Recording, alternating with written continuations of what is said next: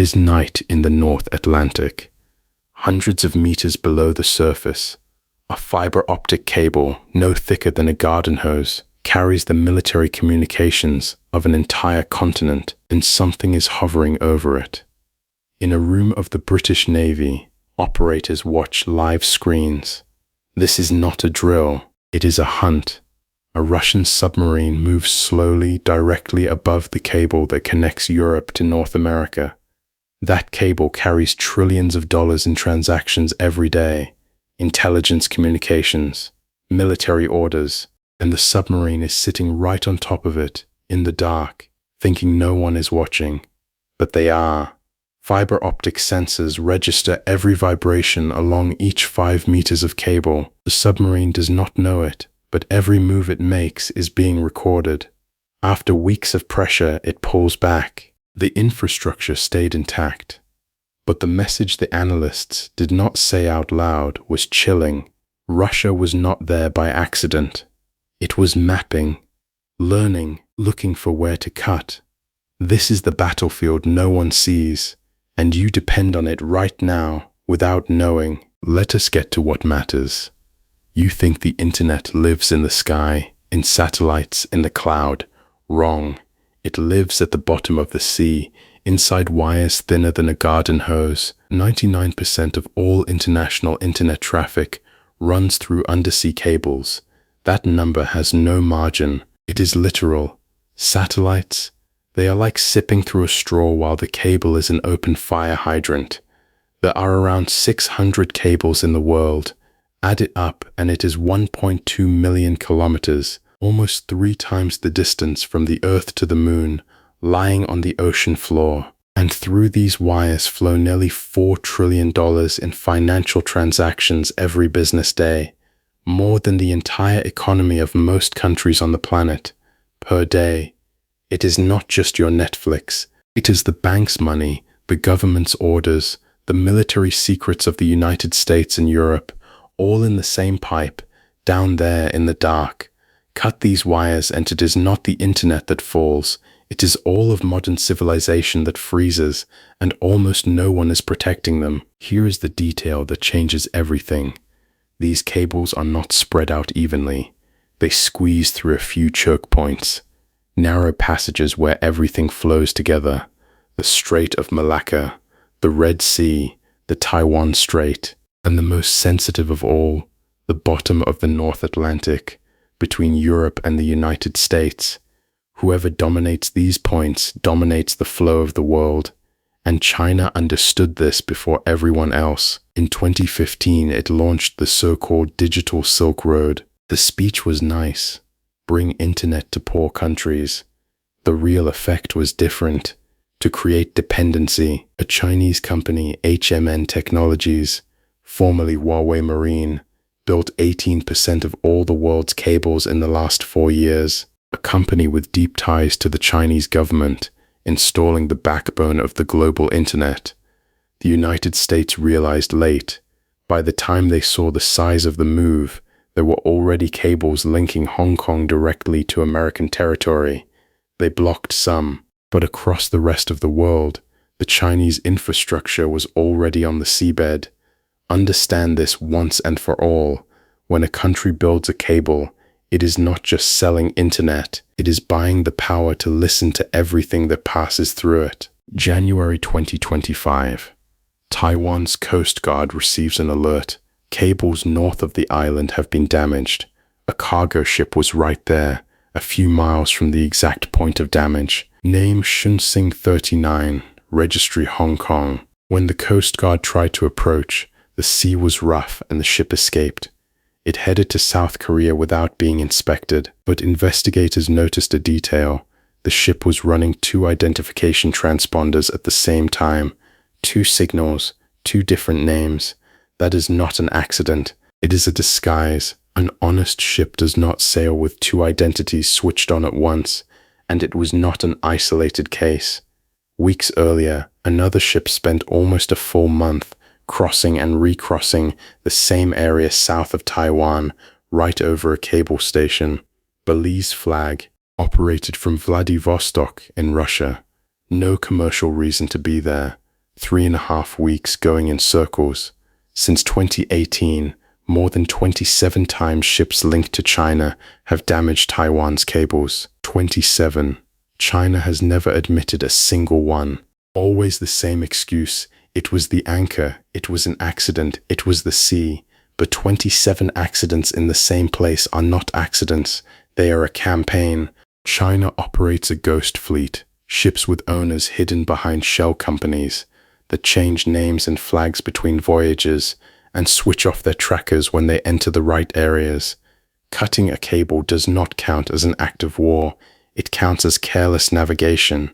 And that is the loophole. They strike exactly on the line where the law cannot reach. October 2023, the Baltic Sea.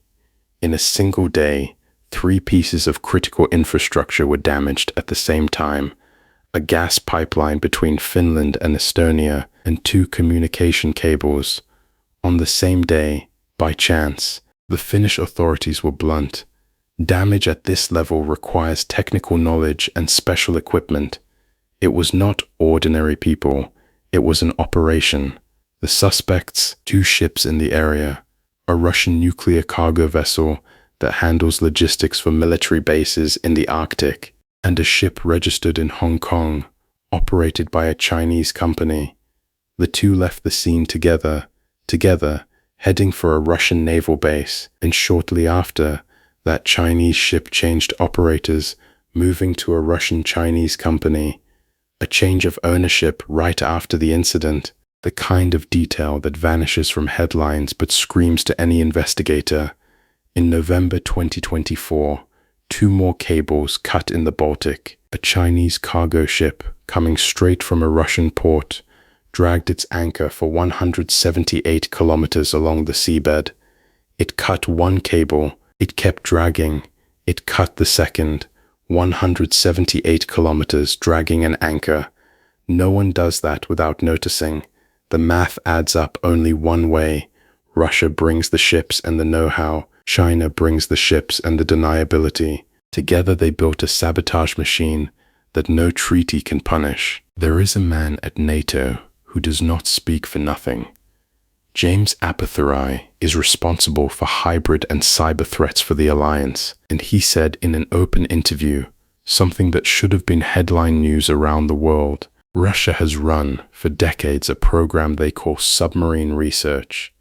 Apathurai was direct. It is a euphemism. In practice, it is a paramilitary structure, very well funded, dedicated to mapping every cable and every pipeline in the West.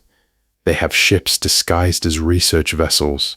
They have small submarines. They have remotely operated vehicles. They have divers and they have explosives, all aimed at the wires that hold the world together. In April 2026, the United Kingdom and Norway confirmed in practice what this means. For over a month, they hunted a Russian attack submarine and 2 spy submarines prowling the critical infrastructure of the North Atlantic. Frigates, aircraft, hundreds of military personnel. The submarine eventually pulled back, and the British Defense Minister sent the message straight to Russia. We see your activity over our cables. Any attempt at damage will have serious consequences. This is not a conspiracy theory. It is a nuclear power dedicating decades and billions to know exactly where to cut the wires that keep your life running. And it is not alone. Now the dirtiest risk of all, and the hardest to see. Forget the ship dragging an anchor in the dark. Think about who repairs the cable when it breaks. When a cable breaks down there, a specialized ship descends, finds the 2 ends, pulls them to the surface, reconnects them, and returns them to the bottom. That is maintenance. And maintenance means physical access, by hand, to the cable that carries state secrets. In the Pacific, much of this maintenance is done by a company controlled by Chinese interests. And among its clients are American giants like Google and Meta. Stop and think. Technicians linked to the Chinese government, with physical access to the cables that carry the West's military data. A former head of American naval intelligence explained the nightmare. There is the threat from the outside in, which is the cut, But there is the threat from the inside out, equally serious: tampered equipment at the connection points, with hidden programs able to divert a copy of everything to Chinese intelligence. And here is the coldest part. China is collecting and storing encrypted communications now, even without being able to read them yet. It is stockpiling, waiting for the day technology can break the encryption. When that day comes, they will have years of your communications ready to open. They do not need to understand you today. They just need to store it until they can. The line between espionage and attack is one that China is deliberately erasing. And the worst part? There is a solution.